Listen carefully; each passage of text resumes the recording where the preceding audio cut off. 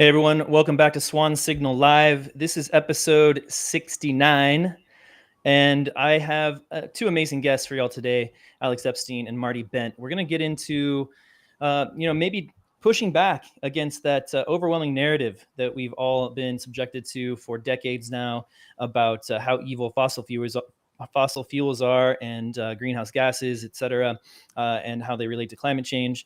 Before we dive in, just want to invite you to check out Swan Bitcoin at swanbitcoin.com. It's the safest, easiest, fastest way to start stacking sats with Bitcoin. You can start stacking in about 5-10 minutes max. Super simple, awesome onboarding process. You will not be, greeted with any tempting shitcoins when you log into your Swan account. We only sell the beautiful Bitcoin, the one and only actual asset in this decentralized money space that has the potential to fight the fiat monster that has been built over the past 50 years and is threatening to destroy the planet. We are here to educate you, to be a partner on your Bitcoin journey. And a lot of you who are watching are probably already stacking with Swan, or at least already, deep down the Bitcoin rabbit hole. So I really do encourage you to check out Swan as a place to send your family and friends. We really are a partner to your family and friends, a safe place to send them. We'll walk them along that path that you have already walked and bring them hopefully to becoming a full-fledged Bitcoiner as well, able to hold their own keys and understand the importance of the revolutionary aspects of this asset. We also have launched a couple of newer services on Swan, the newest being Swan Advisor Services. Swan Advisor Services is for financial advisors, wealth managers, to be able to easily get access to Bitcoin for their clients' portfolios. You'll have access to a dashboard that will show you all of the details about your clients' positions or allocations. You'll be able to manage them, monitor them, etc. And again, going back to what I was saying about helping people understand what's going on here, we're hearing from financial advisors what they love about this service is that Swan's dedication to Bitcoin education really helps them, so they don't have to be the Bitcoin guy, quote unquote, for their clients. They can kind of outsource that Bitcoin education work to Swan, and that's exactly what we love to do. So really excited to be getting this service off the ground. The great Andy Edstrom, author of Why Buy Bitcoin, still the only Bitcoin book that has been written by a financial advisor. A couple of years after its publication, he is now running Swan Advisor Services, so really excited about that. When you do go to your family and friends and get them stacking on Swan, grab a Swan Force referral link at swanbitcoin.com/enlist. You'll make 25% of your referrals fees for 1 year. And this is adding up to very meaningful sats for a lot of our Swan Force members. We've got 9,000 people out there recruiting new Bitcoiners, getting paid to do it in sats. You do not have to be a Swan customer, and you can be anywhere in the world. We pay out directly in sats. It's a really fun program and a fun community to be a part of. Camilla Campton on our squad runs a community for Swan Force and makes it really fun group to be a part of. All right, with that, let's get into this episode, number 69 of Swan Signal Live with Alex and Marty. Gentlemen, welcome. Alex, first time on the show. Thanks for taking the time, man. Yeah, my pleasure. Marty, welcome back. How's it going? It's going great. Happy to be back. Thanks for having me, Brady. Absolutely, guys. Okay, well, we, are inundated, like I was saying, kind of in the intro. We are inundated with this narrative about how fossil fuels are evil because they release greenhouse gases, and therefore we need to reduce our consumption of fossil fuels.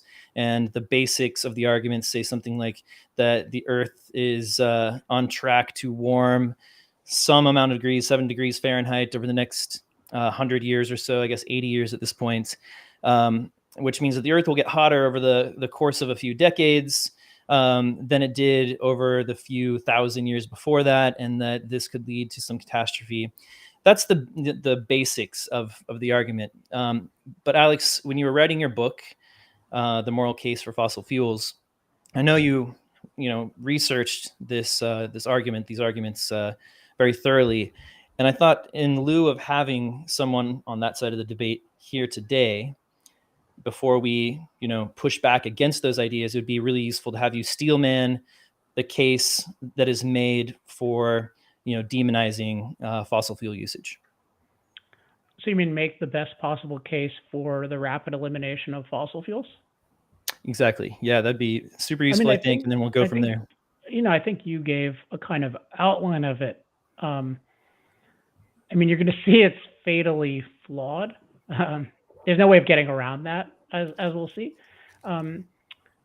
Because what's going to be involved is I'm going to have to be evading certain crucial pieces of context to make this plausible. But I would say that, the best version of this is that, our use of fossil fuels is causing catastrophic climate change on the way to becoming apocalyptic. So it's going to make our planet literally or very close to unlivable through CO2 emissions, warming the atmosphere by a significant amount. You have at the extreme projections now of the UN is a doubling of CO2. So that's something we're like halfway toward now from pre-industrial levels will mean 5 degrees Celsius, 9 degrees Fahrenheit. So that's kind of a new high in their models. That's the extreme end of them. And the idea is that is going to cause that's not only going to be a problem in and of itself, it's going to cause a whole set of cascading other climate-related effects in terms of droughts and floods and storms,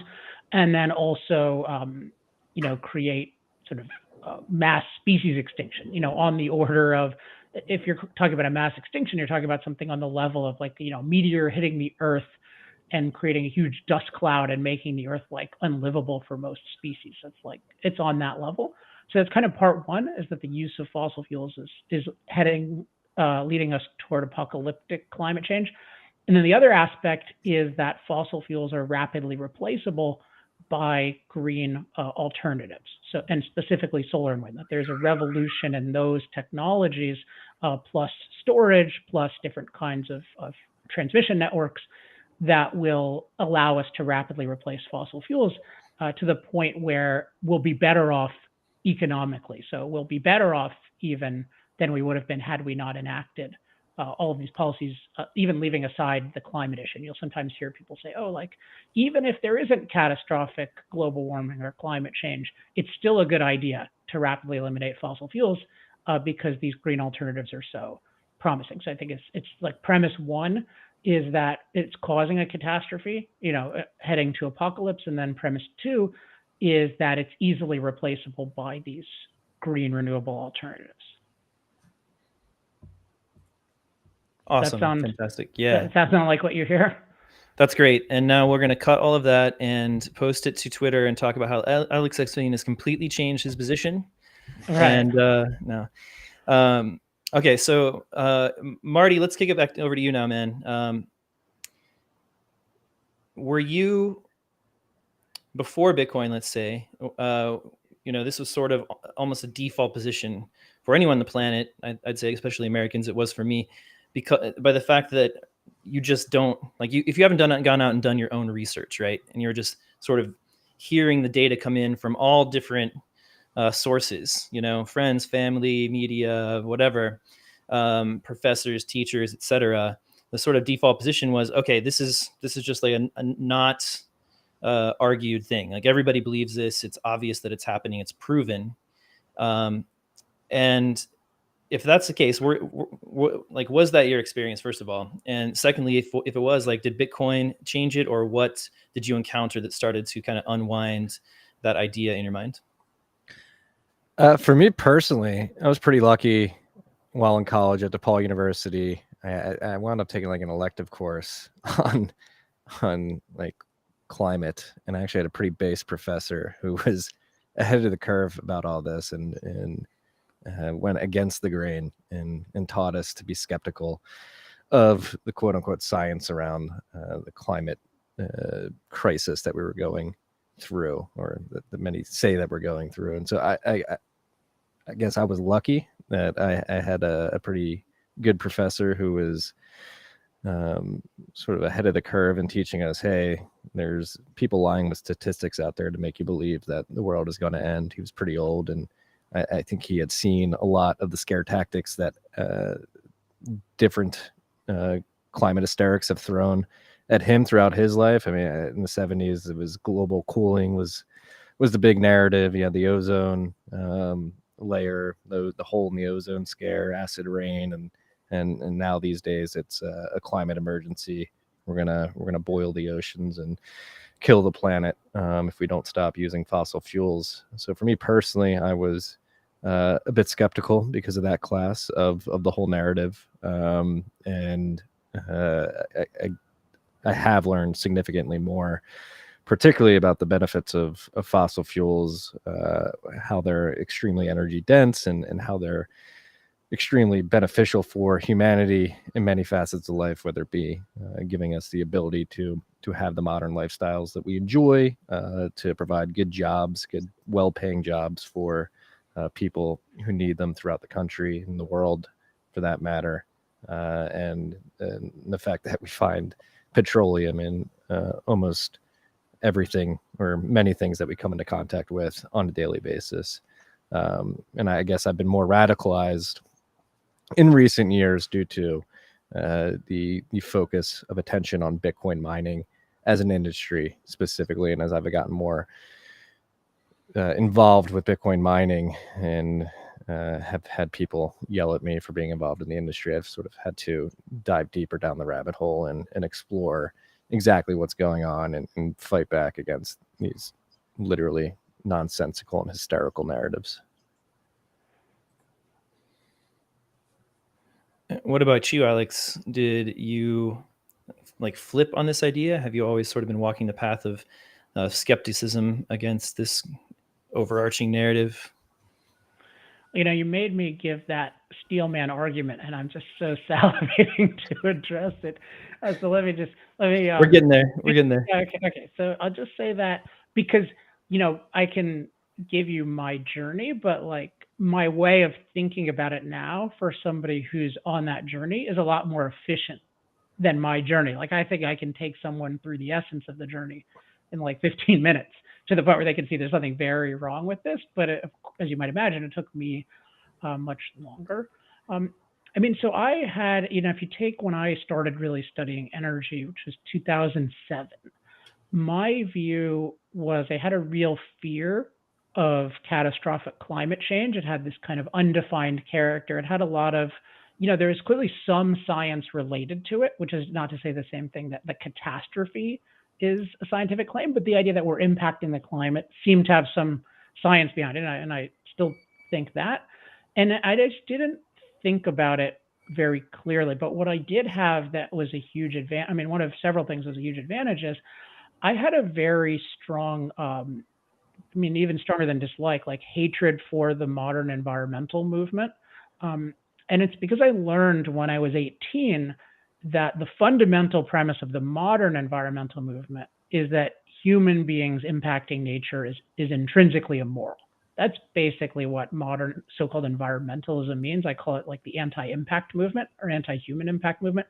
Because if you look at what green means and save the planet and protect the environment, it really amounts to eliminating human impact on the rest of nature. People sometimes think, oh, we just want to eliminate our negative impact. So we just want to minimize pollution and minimize destruction of natural beauty where it makes sense. But in practice, you see there's opposition to all forms of human impact, which I'll argue is one reason why the green movement is rabidly anti-nuclear and anti-hydro, even though given their professed concern for CO2, you'd expect them to be very pro those things. Ultimately, CO2 is just one instance of impacting nature being viewed as intrinsically immoral, not that, oh, this specific impact we're concerned about. If that was your view, you'd be very pro-nuclear and pro-hydro, et cetera. So I had this moral view that impacting nature is essential to human survival and human flourishing, and that the modern environmental movement regards that as evil. So I had an understanding that there was this anti-human moral movement wound up in the climate catastrophe movement. So I didn't really know how to apply that to climate catastrophe.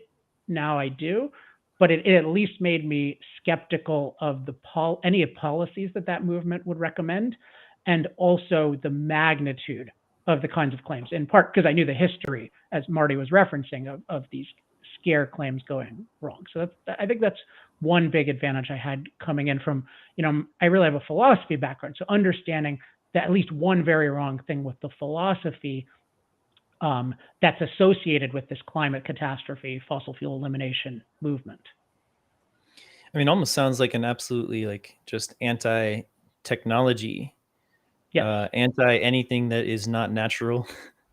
Natural is interesting, right? Because it excludes humans are excluded from the natural. So I've coined the term human racism to describe this view, because it's really the view that anything humans impact, it's bad, right? And anything the rest of nature impacts is good. So beaver builds a dam, that's great. A bird builds a nest, that's great. Human builds a skyscraper, that's bad and unnatural. Whereas the classical view was the proper view, I believe, is just we are the best part of nature. So you have, I think, Sophocles, the Ode to Man, and it talks about we're the greatest of the creatures. And I think that's the objective perspective. We are the most capable species because we have minds, and that is the ultimate tool. And then, of course, as I'll talk about, we can use our minds to build these machines that can do all sorts of physical work that we can't do, and it can do it in far greater quantities. And that enables us to be productive enough where we can actually flourish on this otherwise deficient and dangerous planet.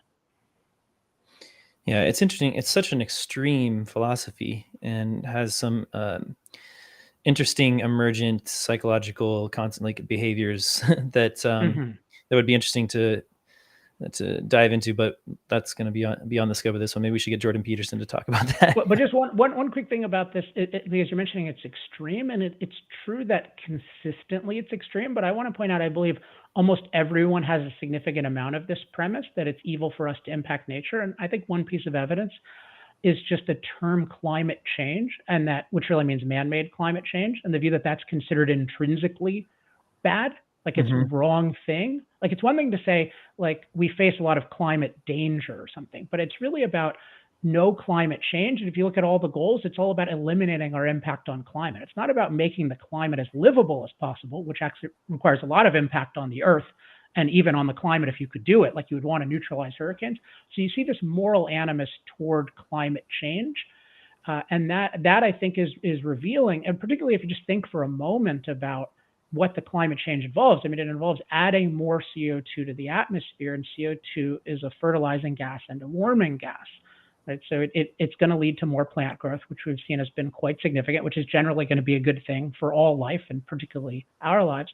And then warming, particularly if you look into the science, even the IPCC will say warming takes place mostly in the coldest parts of the world during colder, times of day, and then in colder seasons. So that obviously has huge benefits, particularly if you know that at least in almost every study, 5 times more people die from cold than from heat. So that doesn't mean there aren't negatives to it, but this view that it's intrinsically wrong, I think makes people not even open to the possibility that there could be a lot of positives to it. And that to me shows it's like a religious type of view, not a carefully considered scientific view.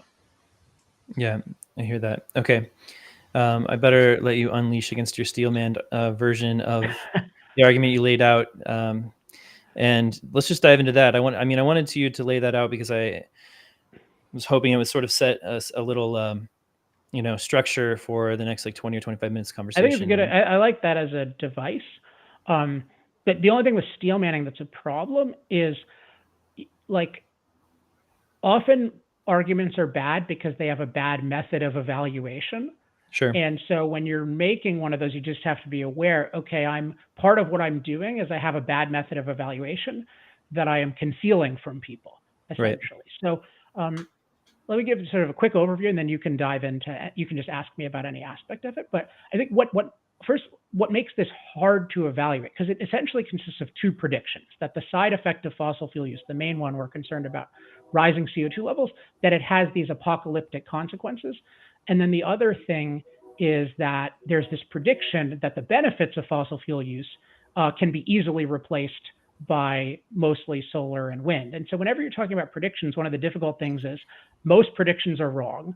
People make bad predictions, but all predictions can have an inherent plausibility, particularly if you don't know much about the systems involved. So it can seem like, oh, well, maybe it's a catastrophe and maybe they're replaceable. So it's hard to refute that. So one way of getting at when an argument is really wrong is to start off by, okay, that's their evaluation of the future. What's their evaluation of the present? So what's their evaluation of fossil fuels today? Because I mentioned in making the argument that they have a view, they've been catastrophic climate-wise so far, and they're going to get apocalyptic.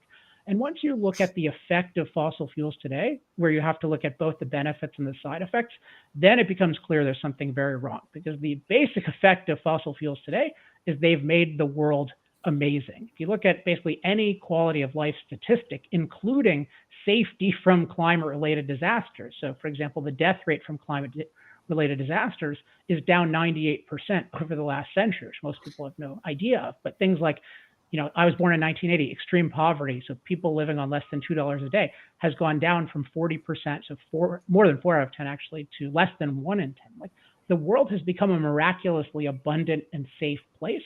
And if you look at the causes of it, you have to realize that fundamental to that is machines. It's really the ability to use machines to produce value for us. Human beings on our own, our physical bodies can't produce very much value. And so we need to delegate production to machines that can produce far more quantitatively. So a combine harvester, can reap and thresh enough wheat for 500,000 loaves of bread a day. Like, that's 700 times what the best human manual laborer could do. And then also machines can expand our productive abilities, such as I tell the story about an incubator saving a child's life in Moral Case for Fossil Fuels. No number of human beings can function as an incubator or an airplane or even really a computer today. So we have this incredible productive ability that takes a naturally deficient and dangerous planet and makes it unnaturally abundant and safe. And then what's powering that is machines. And then if you look at the machines, 80% of the machines are powered by fossil fuels. And if you look further, you see that although the world is amazing today, huge amounts of the world lack the low-cost, reliable energy that make the world so great for many of us. Like, I use the statistic, which I got from Robert Bryce, great energy expert. 3 billion people use less electricity than the average, than a typical American refrigerator. So we're still so early. So we have this amazing world. It has unprecedented safety from climate. And that can all be traced directly to fossil fuels, because it's fossil fuels that allow us to produce all kinds of climate protection, like drought relief convoys and irrigation and sturdy buildings, and of course, heating and air conditioning. So the summary is we have an amazing world in which the benefits of fossil fuels far, far outweigh the side effects, to the point that even climate-wise, we're far better than ever. And yet, and where fossil fuels have this amazing superiority right now compared to the other alternatives. Again, they produce 80% of the world's energy. This is after generations of competition by alternatives, including solar and wind. If you look at solar and wind, just about everywhere they're used has either price problems or reliability problems. And if you look at how they work in practice, they only are used for electricity, which is less than 20% of the world's energy. They produce 3% overall, but they're in electricity in particular. And then they are physically dependent on fossil fuels or nuclear or hydro because they don't produce controllable electricity. They produce intermittent, uncontrollable electricity. So they function right now as parasites, because there's nothing resembling battery storage that could make them independent. So those are the facts right now, that fossil fuels are unique and fundamental value whose benefits far outweigh its side effects, including climate-wise. And if you look at the argument, the quote steelman argument I gave from that perspective, it's a total evasion of that. It's totally ignoring the unique benefits of fossil fuels. It's totally ignoring the fact that we've used fossil fuels to master climate, to be safer from climate than ever. And it's totally ignoring the uniqueness of fossil fuels, particularly vis-a-vis solar and wind. So I would only take one of these fossil fuel elimination people seriously if they stipulated fossil fuels have made the world amazing, including amazingly safe from climate, and solar and wind have been total failures so far. But I have a fantastic argument, how we're suddenly going to become catastrophically or apocalyptically endangered by climate, even though so far we've made it 50 times safer. And I have an amazing argument for how solar and wind, even though they're failures right now, will be amazing in the future, to the point that they can rapidly replace fossil fuels. And what you find is there's nobody, not one person in the world makes both of those arguments. Not one person in the world, literally, I would love to find one, acknowledges the full reality of fossil fuels today and then makes predictions acknowledging that difficult reality for their position. Instead, they totally distort reality today. And then they make predictions. They say, yeah, well, we've already destroyed the climate. They evade all the benefits. And then they say, oh, yeah, solar and wind are doing great. Like they're amazing and they're cheap. And we go into the details of how it's a total fallacy. So if you cannot acknowledge the present, you are not qualified to predict the future. And so what you find is what's going on here is it's all philosophical. It's all that their method of evaluation of the present, which you can trust to be extended to the future, is an anti-human one. So it's got this view that our goal should be to eliminate our impact on the earth. And that's why they evaluate today's world as bad, even though it's great for humans, because we've impacted it a lot, including the climate. So they think that's morally wrong. But from a human flourishing perspective, today's world is great. So they have the wrong goal and standard for evaluating the world. And then the other thing is they have this false view that the earth is a delicate nurturer, so that the earth is naturally stable and sufficient and safe, and our impact ruins it. But in reality, earth is wild potential. So it's dynamic, deficient, dangerous, and our impact is essential to making it livable. And that this delicate nurturer view gives a lot of plausibility to the apocalyptic predictions of the future, because you think of the earth as this delicate nurturer that's taking care of you, and you're afraid of what we'll do to disrupt it. Versus if you recognize its wild potential, you're afraid of lack of productive ability. So it's really just all philosophical. That's why my view is 90% of disagreement about this issue is not factual disagreement. It's competing but unacknowledged philosophical frameworks. And that's why I think it's pretty easy to convince people, because once you see, oh, you can be for human flourishing, recognize the planet as wild potential, look carefully at the benefits and side effects, or you can believe in eliminating human impact on the earth. You can have this myth that the earth is a delicate nurturer, and you can totally ignore the benefits of fossil fuels and only focus on negative side effects. Like those are the two alternatives. 90% of people are doing alternative two, but nobody can defend it once the alternatives are made explicit. Yeah. And more to your point about delicate nurture, the only way that could be possible is the technological progress that's been made over the past couple of 100 years. I don't think anybody, 10, 20, 30 generations ago would hold a delicate nurture thesis. Oh, you mean the only reason it's believable to people? Exactly. Yes. Oh, yeah. That's a crucial point. And it's only believable in the places that fossil fuels have made best, right? So it's less plausible in India. It's less plausible in sub-Saharan Africa, for sure. Yeah, it's brutal, nasty, brutish, and short. Marty, do you have any thoughts there? No, I mean, it's hard to follow up Alex. He's the expert on this philosophy, and I guess the one thing I would follow up, and something that Bitcoiners talk a lot about, is owning the framing. In the context of Bitcoin mining, that's one of my goals, at least has been my goal for the last couple of years, is changing the framing about all this. A lot of the Bitcoin mining industry specifically is trying to cater to ESG and environmental hysterics. And I just think it's a completely wrong tactic to engage in. These people are hysterical. They're wrong. We have the truth on our side.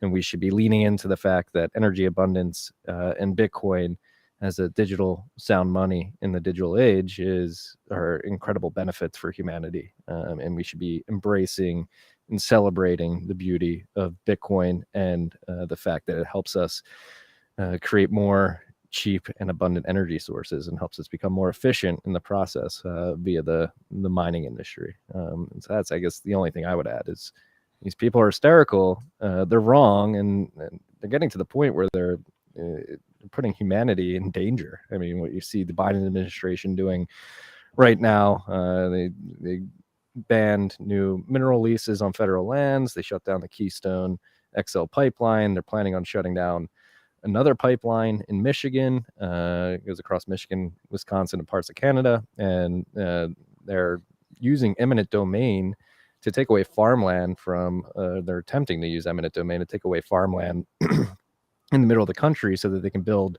I believe, a 1,300-mile long pipeline to pump carbon back into the ground. And then they want to replace that farmland with a bunch of wind and solar farms, which are going to have negative externalities for not only the environment, but the human communities that live in those areas. If you understand the psychological effects of the bastardization of the natural space that come with solar panels and wind turbines specifically. A pipeline to channel the gas, carbon dioxide, back into the earth? That's their Is plan. that the idea? So it's a carbon capture type thing. Yeah, carbon sequestration. Interesting. All right, so Alex, if somebody came to you from the other side and you laid out a few reasons why you wouldn't take someone seriously, right, and engage in a conversation with them, you would consider their views to be kind of religious in nature, in the sense that they're not what was the way you put it? They were extreme and not worth engaging. If somebody came to you to have that conversation, what do you think it would take for you to convince them that you were reasonable? If their initial reaction to you and your ideas is you are this outlier who's crazy yourself, how do you? I know you run into these people all the time, right? These extreme doubters. How do you? I guess I don't know what's the word for it. Fossil fuel peel them. Well, I mean, a lot of what I discussed so far, I think so I've been spending the last 3 years working on a new book on fossil fuels, which I think is way better, called Fossil Future, which comes out in the spring.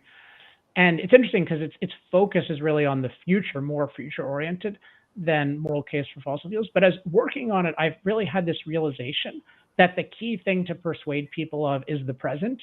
That is, fossil fuels have made the world unnaturally livable in the present.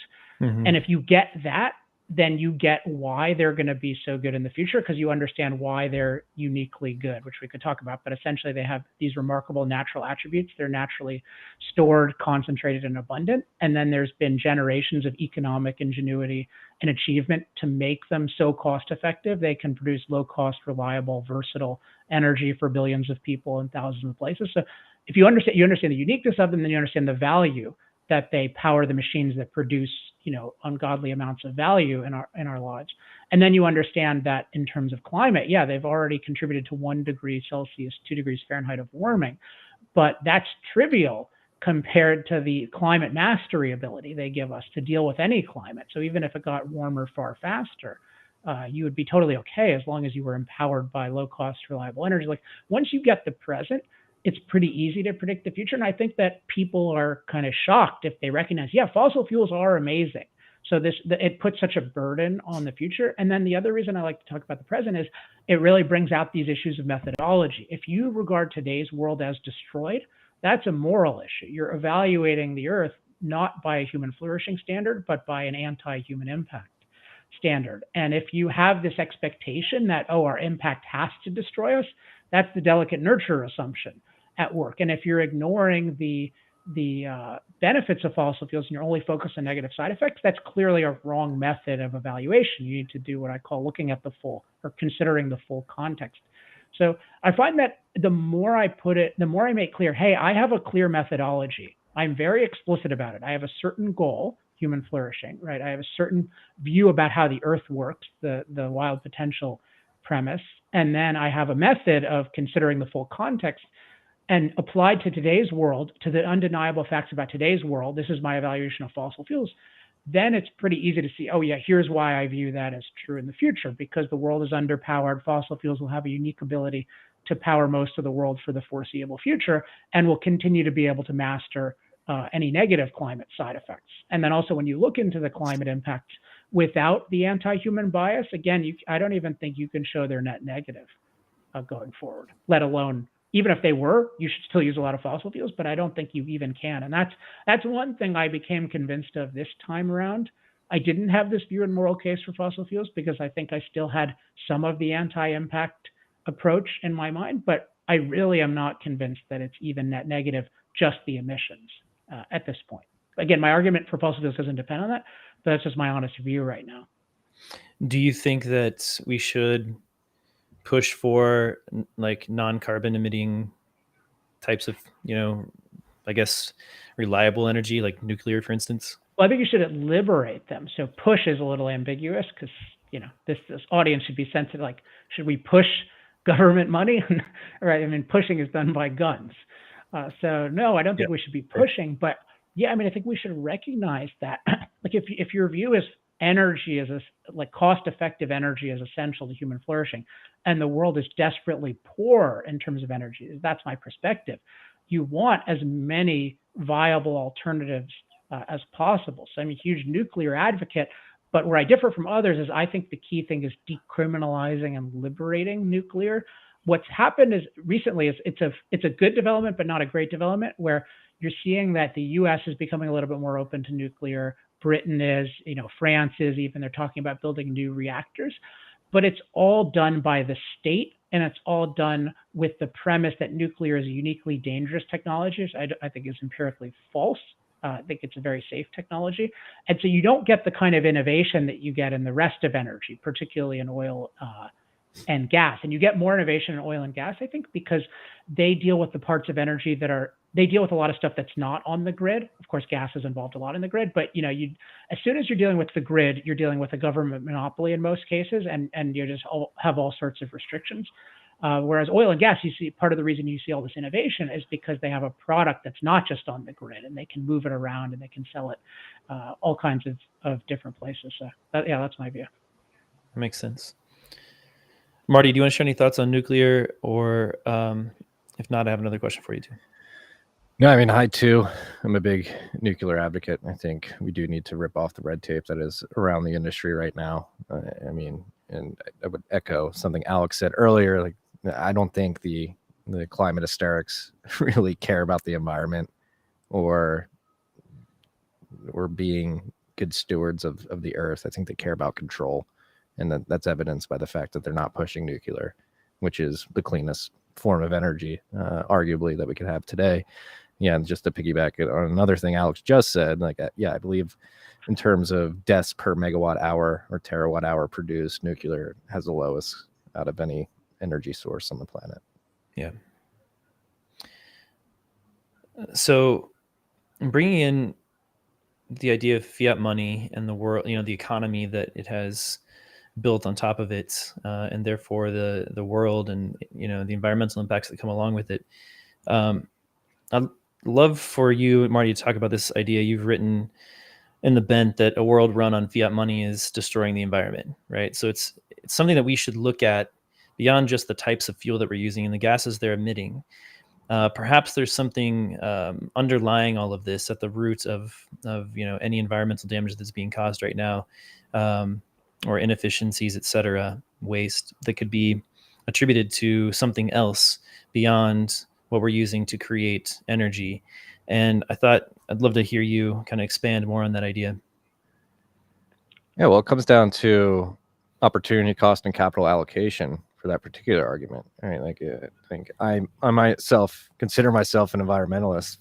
Funnily enough, I'm a surfer. I grew up on the beach. I love the beach. I like having a clean beach and making sure that the world is a better place than I left it. And the fiat monetary system really incentivizes the misallocation of capital. If you're able to print new units of money ex nihilo and then push that towards investments that may otherwise not have been made, you're arguably wasting money, number one, and then number two, wasting energy sources that would have been allocated differently if opportunity costs were higher for economic decisions, where the fiat monetary system just completely destroys opportunity costs and allows us to go do things willy-nilly without thinking about the cost at the end of the day, because we'll just be able to print more money and sort of band-aid over the issues that misallocation of capital in that particular context bring with it. And so, I think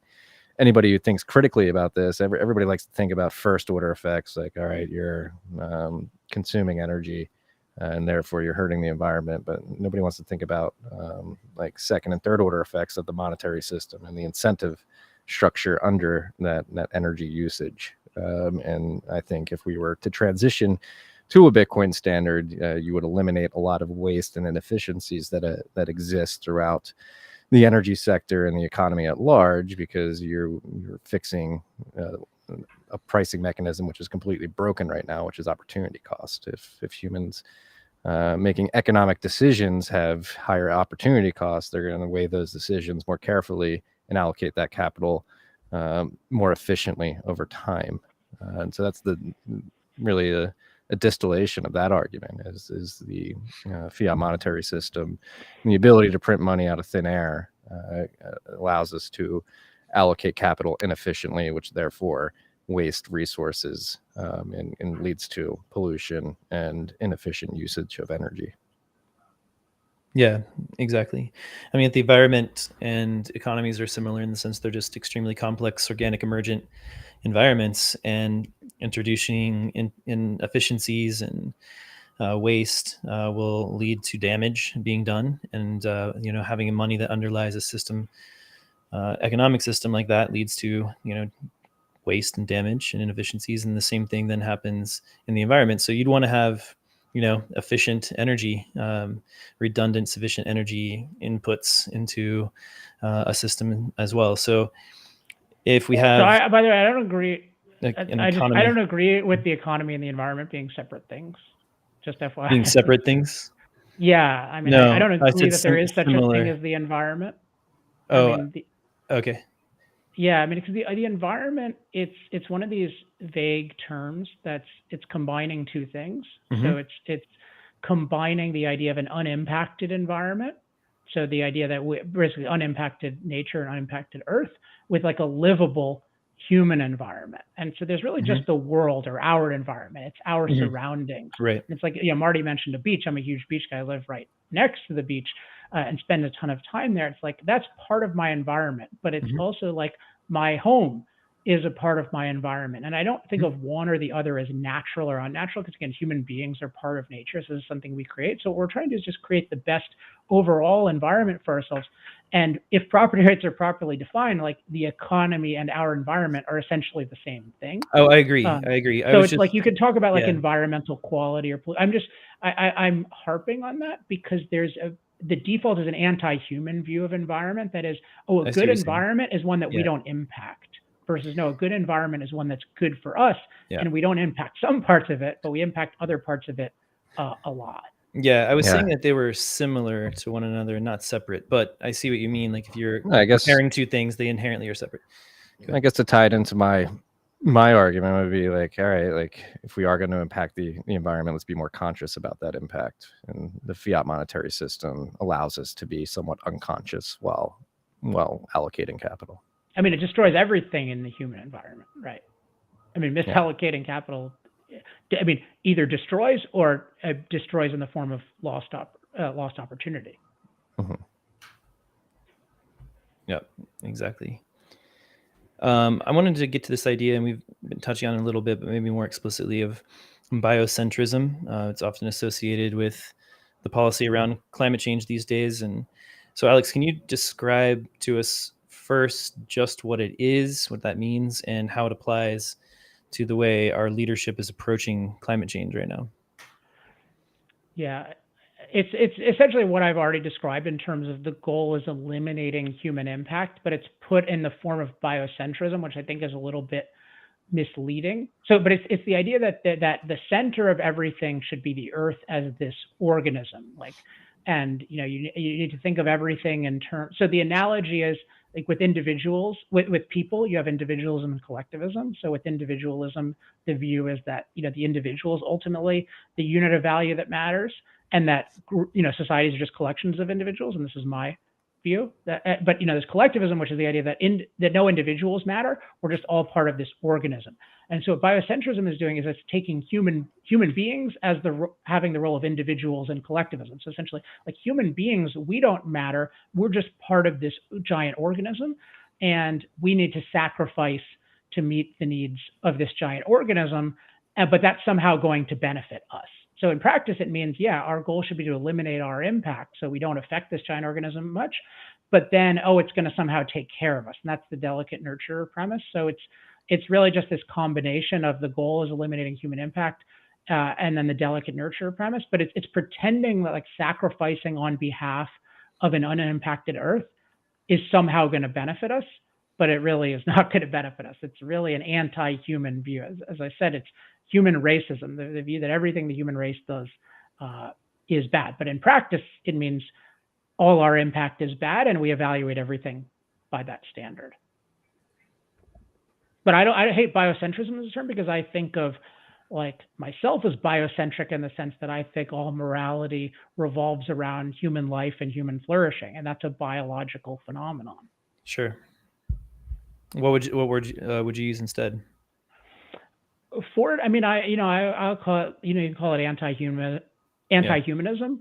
I mean, I'll often refer to it as the anti-impact philosophy, religion, or framework, because that's the way I think it's most identifiable as an opposition to human impact on nature. So it's not you can't put it as a love of nature, because it's not that. It's not human beings enjoying nature. It's a specific belief that our impact is bad. And that's why actually human racism is quite a useful term, because it has that quality of it's really about the hatred of one particular group. It's not about the love of anything. Like if you just say, well, human impact is bad, that really is a hatred of humans. It's not a love of any particular thing on earth, because any particular thing on earth could be benefited by humans, right? Like we can benefit, like my dog has benefited greatly from the existence of humans, and many species benefit from us. So it's not about the love of any particular species. It's about the quote love of an earth without us, which that just means it's a hatred of us. It's identifiable. That's why I call it like the anti-human impact framework or religion. But ultimately, it's just hating humans. Just like if you had a framework that said, oh, I want to eliminate bear impact. Yeah, you just hate bears and you want to kill all the bears. So it's really anti-bearism. Yeah. It's not anti-bear impact, but if everyone was saying, hey, let's minimize the impact of bears, it would just be identifiable that way. And then you point out, hey, this is really just an anti-bear philosophy. C.O.P. 26 is happening right now. And I saw you were on, I think it was some news agency in the UK or something. I saw you tweet out today. Yeah, I was actually on Tucker's show last night, which was interesting. And you were on Tucker last night. Nearly as much time to talk. How did it go? I mean, Tucker's show is fun. It's like he's a clever host. It was entertaining, but it's 2 minutes. Right. So yeah, I can't say too much. And then in the UK, yeah, I love those shows, especially if they get a host that will challenge me. So they, not challenge like difficulty necessarily, but they'll at least play devil's advocate, or maybe they are the devil in my view, and they'll just oppose me. So there's this one, and I just posted it on Twitter. So if people are looking, relatively now on Wednesday, they'll see it near the top of my feed at Alex Epstein. That's a really good one, I think, to get my view versus the others, because it's this 9-minute back and forth, and it's been one of the most popular videos I've ever done. But it's great. I love those shows because they're generally more intellectual than the short form US shows. There are a lot of course, shows like this that are great, that are intellectual and you can go in depth. But usually if you go on a TV network, it's like 4 minutes, 3 minutes, 2 minutes, no matter what. You could say the most interesting thing in the world and we're cutting to commercial. Whereas in the UK, they'll actually go long. So I did a nuclear debate, which I also posted on Twitter last week. And it was supposed to be 15 minutes, ended up going 21 minutes just because the host was so interested. That's very cool. So those are fun. Respect for that. So is this summit any different than what we've seen in the past? Anything surprising coming out of it? Well, I think given what I've said so far, you can imagine I have a very different evaluation of the summit than most people. So I think there are two prevailing evaluations, both of which I disagree with. So the main one is that this summit is saving the world from fossil fuels, right? That's what it's doing. And so, but I view fossil fuels as what has saved the world from poverty and danger, right? So I view it as its goal is to destroy the world by rapidly eliminating fossil fuels. But then there's this other view that people are calling it like flop 26, this is a disaster. It's not really going to do anything. But my view is it's like I hope people understand this is literally my view. I view it as an attempted Holocaust. So it would be as if you had the Holocaust and there had an international discussion of it in the late 30s and early 40s. And one group is saying, oh yeah, the Holocaust is going to be great because the earth is going to be so much better without all the Jews and the gypsies, and the other people is targeting. And the other people are saying, oh no, you're not going to be very effective at killing the Jews or the gypsies. It's a flop. No, my view is this is evil. This is a world destroying conference. You're talking about eliminating the whole lifeblood of the earth that's desperately needed by more than half the earth. You're talking about eliminating it for everybody and allegedly replacing it with solar and wind, and you're still anti-nuclear. It's so mass genocidal. And thus the flopping is it's good that they're not going to make the Holocaust happen, but their goal is absolutely much worse than a Holocaust. I mean, we have a world of almost 8 billion people. Even if you just think nutrition, how much nutrition depends on fossil fuels, fossil fueled machines, and fossil fuel derived fertilizer? Like, imagine those machines stop working and you have a population on this planet of 8 billion. Historically, what's our population on this planet? 500 million, a billion, and people live to 30? Like 8 billion people cannot survive at all without these amazing machines. And there's no thought of this at all. So it really is this mass genocide movement. And so that's why I don't take, like, I'm glad that it's not succeeding by its standards, but I want to make really clear that I think its standards are genocidal. So I don't think of it as comical. And when they say, oh, well, the past conferences failed to reduce emissions as much as they wanted, like, yeah, that's great. But I'm not making fun of them for that. It's like, oh, well, our asses got saved, but we're still treating this as an ideal. So it's very, very dangerous. And so if you're looking at, what's actually going to happen, and what has happened already is there's mass destruction already from this stuff. And Marty was talking about opportunity costs, particularly in the poor parts of the world. You think about the poor parts of the world that are being slowed down or discouraged from embracing fossil fuels. Like, imagine China and India 40 years ago didn't embrace fossil fuels. Like, they've had 10-year life expectancy increases, dramatic increases in productivity. Like, we're effectively preventing that for billions of people. It's always easier to prevent new things than to stop existing things. So maybe the main consequence of this stuff is keeping poor people poor, in addition to having very regressive consequences in the freer parts of the world. I mean, we're having, increasing energy prices, decreasing reliability, and even look at Europe, what's been happening with their fuel crises. They're afraid of being able to make it through the winter. Like, think about that. This is the modern world. We have not lost any knowledge of how to produce energy, and people are afraid of making it through the winter. I was looking in one of my favorite books, Atlas Shrugged by Ayn Rand, and that's written in 1957. And that involves a world going downhill from the world that people in 1957 knew. And there's a quote in the early second part of the book about, hey, it used to be that, we didn't worry too much about it being cold in the winter. We didn't worry too much about floods because we had technology. And now here we are 60 years later, and we're worried about it being cold in the winter. Like, how pitiful is that? We didn't run out of anything, right? We didn't run out of oil, coal, gas, uranium, hydro, right? It's just we ran out of freedom.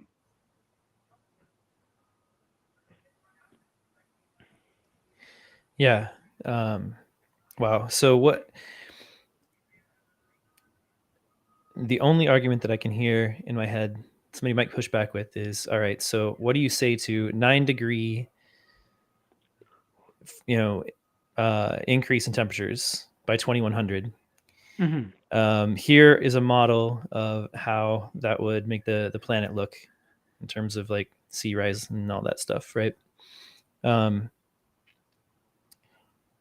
Don't we have to do something now to prevent that? So this is the case that they make, right? And so, like, look, we're trying to make these like thoughtful adjustments now to avoid this absolute catastrophe in decades and decades from now. Mm-hmm. I understand some issues with that argumentation just as like on face, right? But would love to hear. What do you think are the issues? I'll answer, but I'm curious what you think are the issues on the face of that. Well, just as an argument, right? Just saying, look, here is a prediction 50, 60, 70, 80 years in the future. Mm-hmm. I'm not going to trust that prediction very much, right? So I have to discount that by like 95% in my ability to, like, when I'm looking to evaluate what's going to happen here. Because, predictions aren't very reliable, especially 100 years into the future. Well, predictions based off models that aren't reliable in and of themselves. I mean, yeah, of course. Then we haven't learned anything about models over the last themselves.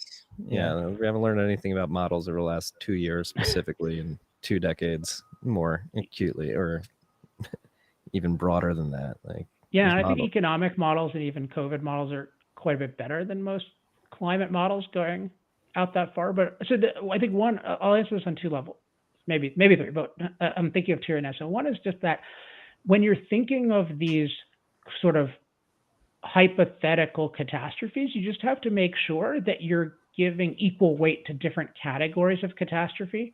And one kind of thing you'll notice is that people aren't giving weight to the catastrophe of billions of poor people remaining poor.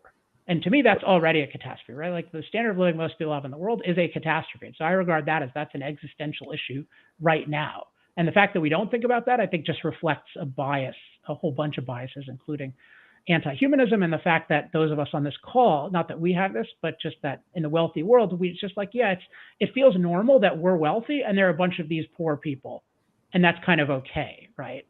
Well, like that's not okay. And it At all. highlights the overt hypocrisy of everybody who attended COP26. Right. They flew there on private planes. And they use the one term that Laser Hoddles really popularized over the last few months is Malthusian fear spells. They use the Malthusian fear of the world ending and us destroying the world as a way to use our amygdalas and our lizard brains to scare us into action that probably it definitely isn't in our best interest. And another thing that these people are running with, they're saying that like using fossil fuels is racist because the pollution is changing the climate in some parts of the world where people who are disadvantaged are being affected by like heat changes, which is the exact opposite. Like the policies that these people are enacting, we can use New York City as a fine example of this in the last year after the shutdown of Indian Point, the very reliable nuclear power plant that was providing Manhattan very reliable energy, a baseload of energy for a long time. Like you shut down that power plant, you don't replace it with generation that is equal or at the same cost, and you increase the electricity cost on a monthly basis for everybody in the city, and that affects the poor people the most and minorities the most in New York City specifically. And this is similar to something that Alex was touching on too. Like these policies are inherently racist in that they will not allow people in sub-Saharan Africa, in India, Latin America, if they're implemented on a global basis, to pull themselves out of poverty, which is insane. Like the rich people, the rich Western world will be able to get by and pay higher electricity prices, but the poor will be more aggressively affected by this. They'll have to start making decisions. Do I pay my power bill or do I feed my child this month? And it's, again, as Alex describes, it's incredibly anti-human. It's incredibly nonsensical. And again, these people don't care. They're taking it beyond energy now to the food industry. They're trying to get us to mass massacre bovine creatures, cows specifically, because they're saying that their burps are emitting too much methane into the air. And this completely disregards the fact that like you can there are other solutions if you want to reduce the methane that cows are releasing and emitting into the air. Maybe you should switch to a regenerative farming practice across the ranching industry, which actually produces more green lands, which will suck the CO2 and the greenhouse gases out of the atmosphere if you're even worried about them. And I sort of agree with Alex. I don't even believe that CO2 emissions or methane emissions are a net negative. There's been way more carbon in the atmosphere throughout human history. We should be focusing on deterring comets from hitting the planet and asteroids from hitting the planet. That will do much more. That will actually be climate emergency if that stuff happens. Yeah, let me jump on that because I think that's the second aspect. So one is just so my first big point is I think the people talking about these future hypotheticals are not being equal opportunity in terms of things. So one is they're not recognizing abject poverty as a catastrophe, and then two, to Marty's point, they're not really thinking of the hypothetical things that could happen, including like an asteroid. By the way, with CO2, it's not that the planet has had way higher CO2, not necessarily that humans have. Humans, I think, have had higher temperatures in the past. But in any case, if you look at the history of the planet, there's let me mention that in a minute, actually, when I talk about 9 degrees in particular and why I'm not even very afraid of that. But you take like asteroids or anything else, or even a pandemic, right? The number one thing that's going to determine your safety from that is your productive ability. And so the cost effectiveness of energy directly determines your productive ability because it determines to what extent can you use machines to produce value. So basically any catastrophe you can think of will be alleviated dramatically by continuing fossil fuel use, including climate type things, like whatever fossil fuels cause in terms of climate side effects, they will have climate mastery benefits. Now, the question would be, can you argue that at 9 degrees, the climate mastery will just be overwhelmed? And so I'll talk about the next, but I just want to make the point that they're not looking at, they're being very selective about where they're looking for catastrophes. And that reveals a whole bunch of biases. And then you look at, okay, well, if it's 9 degrees Fahrenheit, 5 degrees Celsius, so what would that look like? Well, first of all, so you take a degree off because that's from the 1800s. So it's 4 degrees Celsius. So whatever, 7.5 degrees Fahrenheit. So most people don't recognize like 2 degrees always means 1 degree because they're starting from the 1800s. They're not starting from now. Okay, so then, and the way it works is it's distributed mostly in colder parts of the world. So it's not that the equator becomes 4 degrees Celsius. I'll just use Celsius, warmer. It's that it becomes, the world becomes a more tropical place. So even there, it's a hard argument to make, absent sea levels, which we could talk about, that the world would be objectively worse, even at that amount of warming, which I don't think there's any evidence that could happen on that time scale, but it's very meager evidence, let's just say. But it's really hard to argue there'd be a problem. Then you look at sea level rises, like sea level rise is incredibly slow right now compared to what our ancestors experienced. There's no plausible projection. I mean, the most they could say is like 3-4 feet in 80 years. Like that is not at all outside the realm of human beings' ability to deal with. Especially because if that starts to happen, which we would see evidence of quite soon in the next couple of decades, there's a whole bunch of things we can do to rapidly adapt to that. So just as like even, right now, people in the US, we're already adapting, quote, in the sense of we're moving to warmer areas. We're adapting mostly to political enslavement, I would argue, like moving away from California, going to Florida and to Texas. Like that amount of warming that those individuals are choosing is far greater actually than the 4 degrees that we're afraid of. Somebody should do a study of like, what's the global warming of people's deliberate migration choices? And it's probably very large because the climate refugees tend to flee cold, not warm. So even with that extreme scenario, it's hard to even show it's net negative because what you would really require is what could really scare you is an out of control temperature increase. So if the temperatures just kept going up and up and up, like 10 degrees, right, 20 degrees. But the way it works, and I show this in Moral Case and in more detail in Fossil Future but this is acknowledged by everyone, the greenhouse effect of CO2 is a diminishing logarithmic effect. So this is very important. And even if you look at the IPCC, the way it measures things is it talks about what's called equilibrium climate sensitivity, which is how much warming exists per doubling of CO2. So the idea is pre-industrial revolution, we were at 280 parts per million, or 0.028%, but let's just say 280 parts per million. The idea is if we go to 560, will it be 1 degree? Will it be 2 degrees? Will it be 3 degrees per doubling? But then the idea is to get the same amount of warming, you'd have to go to 1080. And then to get the same amount of warming, you'd have to go to 2160. So people think it looks like this, but it actually looks like this. So even with and this is a point I stress in Fossil Future, even with the extreme warming, it levels off over time. So and this explains the whole history of the planet because we know that the planet has had 10 times more CO2 in its history, and the temperatures did not go out of control. I mean, at different points, not even correlating very well, they're like 12 degrees Celsius warmer, but 10 times the CO2. But even then, it doesn't correlate, so they're very well at all. So we know that temperatures don't go out of control on this planet when you elevate the CO2 a lot, and a big part of that is because it's a diminishing effect. So even at the extremes, there's no case for eliminating fossil fuels. There would be, I think, you would be more interested in alternatives, and you'd be more interested in climate cooling technology, like geoengineering type things and experimenting with those. And it's still, even with those crazy things, you still should move full speed ahead using fossil fuels and then just developing alternatives and maybe developing geoengineering. Very cool.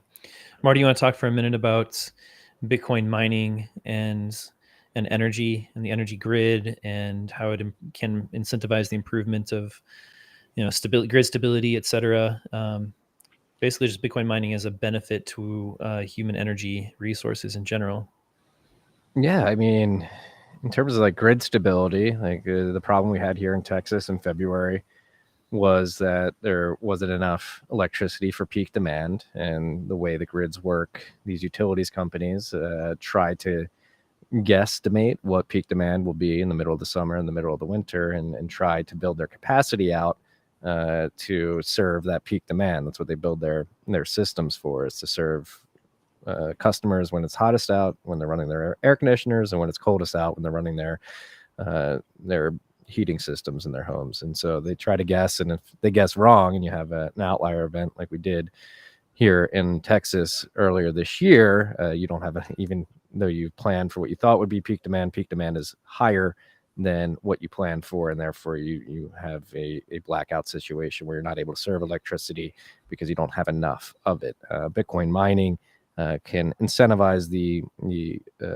production of overcapacity way beyond peak demand, where you'll know you can build your capacity significantly more than what you would ever expect peak demand to be, because you will have a buyer of first and last resort in Bitcoin miners, where you'll be able to create that electricity capacity, and Bitcoin miners will show up and pay a small amount for it so that they can mine Bitcoin. And so you'll be able to have revenues for that electricity you're producing. It's not just going to be wasted. So that is a boon to grids in that fashion, though I will say a lot of the Bitcoin mining industry is focused on overbuilding wind and solar on grid and using that to supplement the grid. But I would argue that it doesn't matter how much wind or solar capacity you build out. You can build out gigawatts and gigawatts of solar and wind capacity. However, if the sun stops shining through the clouds and the wind stops blowing like it did in Texas, you could have hundreds of gigawatts of wind and solar capacity, but they're not going to be producing any electricity because the wind isn't blowing and the sun isn't shining. So I would argue that we should be focusing on creating these overcapacity situations with things like nuclear, natural gas, and coal even. And then off grid too. It's like what many miners are doing in the oil patches, taking gas that would otherwise literally be wasted, set on fire, and sent to the atmosphere as CO2. They're able to show up on site and pipe that gas to generators to produce electricity to mine Bitcoin. So it can allow us to ensure that we never have rolling blackouts or brownouts on grid, and then off grid it can make us extremely energy efficient, where we're no longer wasting energy sources like natural gas, because Bitcoin miners are able to bring the market to the molecule instead of the molecule being stranded upstream. So those are a couple of things. And again, I want to stress to anybody in the Bitcoin industry and the Bitcoin mining industry more specifically, stop catering to the environmental hysterics who are anti-human and don't really care about the environment. They care about control. Stop trying to calculate how green the Bitcoin mining industry is and how much renewable energy is being used to mine Bitcoin. You are ceding the framing to a bunch of idiots who don't understand how we've gotten to this point as a society, or maybe they do and they don't care and they're anti-human and they would like to see us perish from this planet. Just be proud of it. Bitcoin is good. Abundant, cheap energy is good. And Bitcoin mining brings us a sound digital currency and makes us more energy efficient, helps us bring more abundant, cheap energy to market. Stop defending, start attacking. Like Bitcoin mining and Bitcoin, the asset, are two of the greatest boons to humanity that we've seen over the last millennia. Don't apologize for using the energy that we do. I agree with that. I think it's really important. I'm really glad to see you and others taking that stance. I think it's really important. I mean, if you think Bitcoin is a huge value, that's front and center. It's like, this is a really good use of energy. Like, using energy to improve human life and create value is good, and this is a really good use of energy for all the reasons you talk about. I'd also just add with the renewable stuff, like, it's really damaging. First of all, if you use the term renewable as an ideal, that's a religious term. That's not an economic or scientific term. Like, it just really means low impact or anti-impact, and it excludes, in practice, it excludes hydro most of the time, large-scale hydro, and excludes nuclear. So it's not even like non-carbon or clean, which have some coherence. It's really this religious term. I mean, anti-human religious term. The idea that everything we do should be sort of sustainable in the sense of we can repeat it over and over. That's a lot of what sustainability means. And like, repetition is anti-human, right? Human beings are progressive beings. We do things better and better. We don't stay the same. And someone was telling me today, made the good point, like, sustainability for poor people means staying poor. So we should get rid of all these ideas of sustainability and renewability. And then concretely with these renewables, which I call unreliables, there's a lot of exploitation that occurs with them. Marty's, I think, mentioning overbuilding. But what happens is you're not doing anyone a favor by building a whole bunch of uncontrollable electricity on the grid. Because what happens? It needs to be bailed out by the controllable electricity when it's not there, but it creates a huge burden because we have to handle it. So you look at a place like Denmark and how much electricity they have to offload a lot, and then how much they have to import from their neighbors who have reliable, controllable power sources. So it's really parasitism. And unfortunately, the way the government-controlled grid works is you can get all these crazy contracts where you can pay a really low price for electricity if you build a bunch of crappy, unreliable infrastructure. But I think that's just morally wrong, and it's going to be exposed over time. That's the kind of thing that's making Texas work. So sometimes Bitcoin miners will brag to me like, oh, I get renewable energy so cheaply. And it's like, no, its system cost is not cheap. You're just getting a corrupt deal from the grid. So it's a question of, okay, do you take that if it's available? But do not agitate for that kind of thing to exist. And don't brag to me that you're doing that, because it's not admirable and it's not real. You're just taking other people's money, basically. Like, you've created an unreliability in the system, and then you got paid with reliable electricity for low prices. That's not a good thing. Yeah. And if Biden didn't extend the renewable energy credits earlier this year, that electricity that you're using on those wind and solar farms would be far more expensive than it is today. It's artificially created low prices. Like Alex said, you're again, that's the thing that frustrates me as a Bitcoin miner, somebody in the industry. You hear all this rah, we're using wind, we're using solar, and it's just, again, a completely bad premise, and it is going to lead to bad outcomes, not only for the mining industry, but for the communities they claim to be helping. Again, you can overbuild capacity using wind and solar as much as you want. You can cover the fucking planet in it. But if the clouds come out and the wind doesn't blow, those millions of gigawatts of energy capacity aren't going to be utilized, because the electricity is not going to be produced. So it's stop it. I'm just going to say that to the mining industry, please stop it. Yeah, I hear you. Alex, what do you think about Bitcoin? I like it. I mean, I've always been, I don't know, always, but I've been very, philosophically, I have an objectivist background, so very influenced by Ayn Rand. And so one thing I learned early was just about freedom in currency and why it's so important for us to be able to choose our medium, the value of indirect exchange, which is money, and then it being crucial to have freedom in that. So I've always been, I learned about Bitcoin in 2011. Safedine makes fun of me because he's like, oh, well, you should have invested back then. I'm like, I had no money then. So I just invested in my skills, which I'm happy with that decision. But yeah, I always thought it was a really good idea. And it's an exciting kind of thing, like insofar as a technology can actually somehow overcome government coercion without voting being necessary to overcome the coercion. That's a very exciting prospect. Like, I wish it was more universalizable, and it even runs into, I think, difficulties with currency. But yeah, because I want a truly free society. So I think it's good, and I agree with the criticisms of fiat money, and I think that's a method of exploitation that's not well understood. Yeah, so I'm a fan, and I'm actually gonna probably contact you guys about being a broker, because I like the service you seem to offer seems good in the sense of, maybe you can tell me now, but just in terms of being able to get really secure Bitcoin. Because I guess it's, my superficial understanding is like, there are some people who get it really secure, but then they have it on some thumb drive and then lose it. Oh yeah. And then there are other people who are just going through Coinbase, but that seems to be vulnerable in certain ways. So the ideal is kind of to have it privately, but pretty damn secure. That's my very superficial absolutely.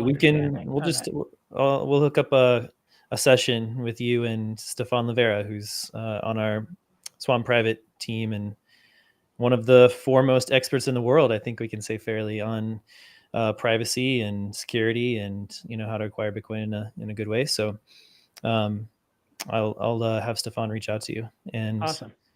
answer all the questions. But yeah, we'd love to have you at Swan. It'd be awesome.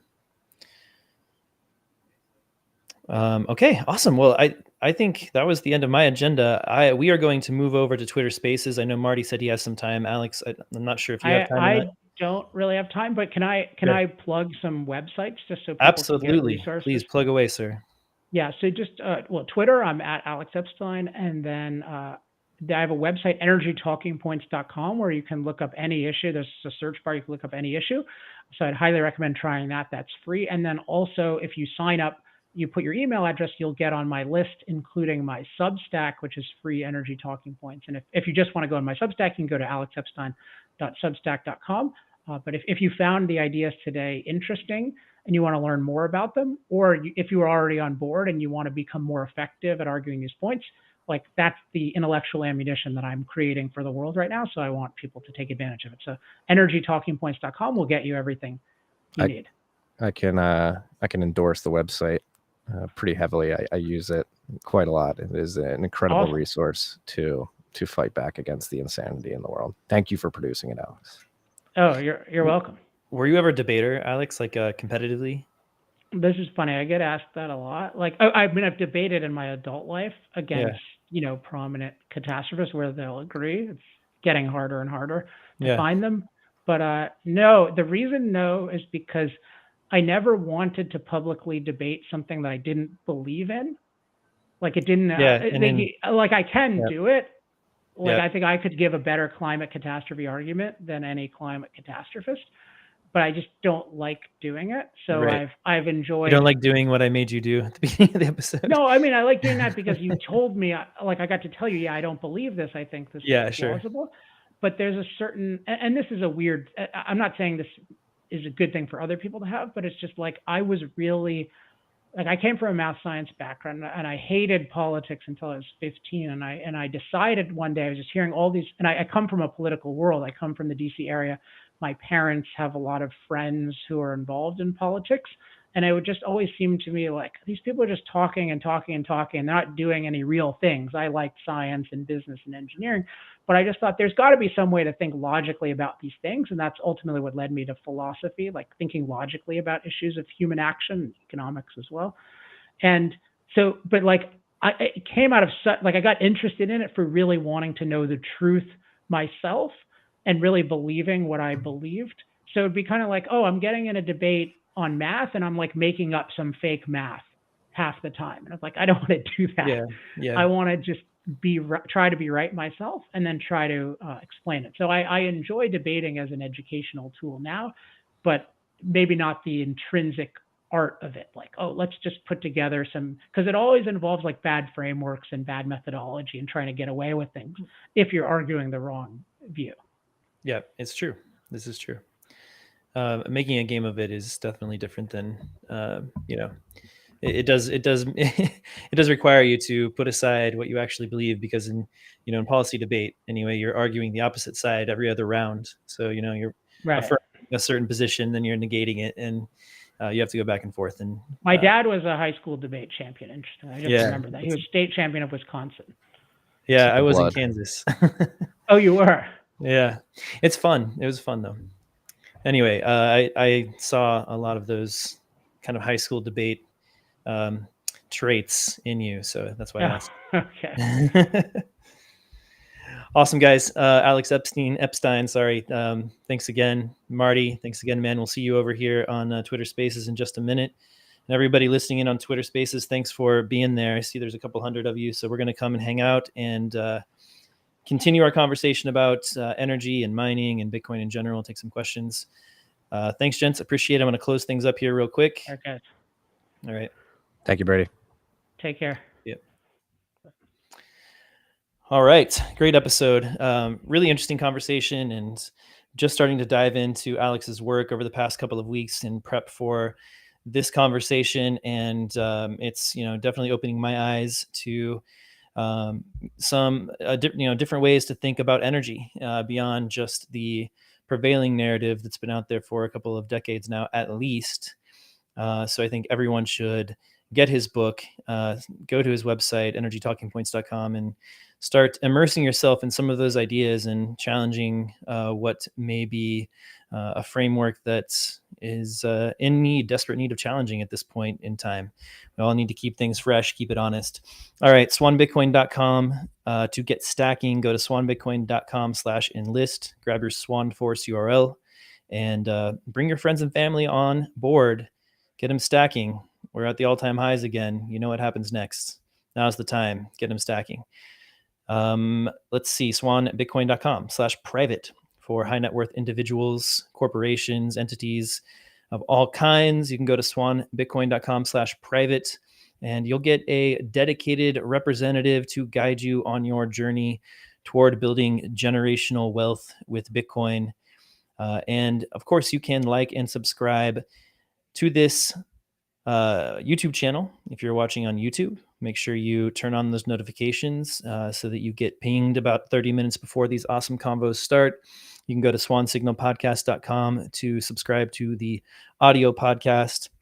And we are going to be running these on Twitter Spaces now, so make sure you go to Swan Bitcoin on Twitter and follow that account so that you can join us there all over the place. You can find us everywhere.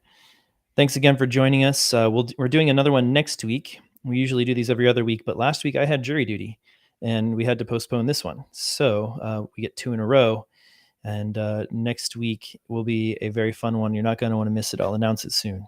Okay, see y'all over on Twitter Spaces. If you're on YouTube, join us over there now.